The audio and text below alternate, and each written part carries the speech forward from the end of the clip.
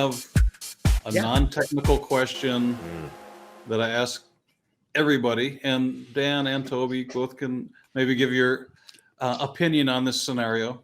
It's a career development question.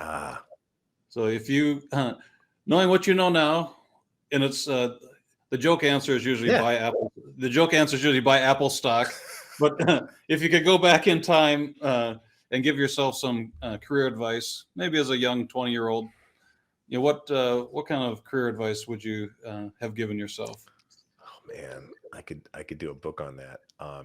The first thing that comes to mind is my first job. I went to a liberal arts school, took physics, got to year 3 and realized, yeah, I'm not going to be a physicist. But had taken a lot of math, started to do computer science, and got a minor in computer science. So now I'm like looking for a job. Nobody would hire me because back then you had to have a 4-year degree to work at like Microsoft.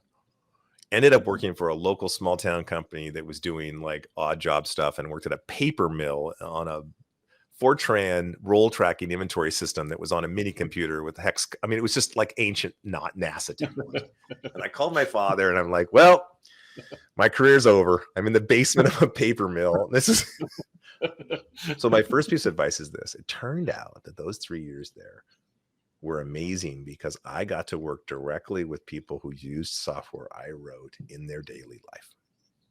And that is something you don't get at the time. And we were all building shrink wrap software and working on it for 2 years and putting it on a disk or a CD or something. And you got no feedback from customers. So what I would say on the one side is every job you have in tech is an enormous opportunity to learn some part of the big puzzle. And it's less crucial. I think what I learned is that you can find really interesting problems to get really passionate about and learn from at any place. So whether that's in your own company, if you get the project that's not what you think is the cool project, right? There, you can make an impact on every piece of software, even if that is, we should retire this piece of software. Let me show you why we should let it go.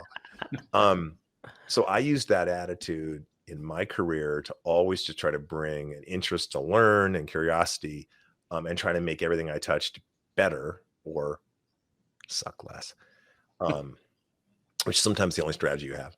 So that's my biggest piece of career advice is find something you're interested in, follow it, and then keep your eyes open for the next opportunity and then follow that. There's also no perfect direct path. My son is in college and he's like, I want to get the perfect. And I'm like, there's no perfect.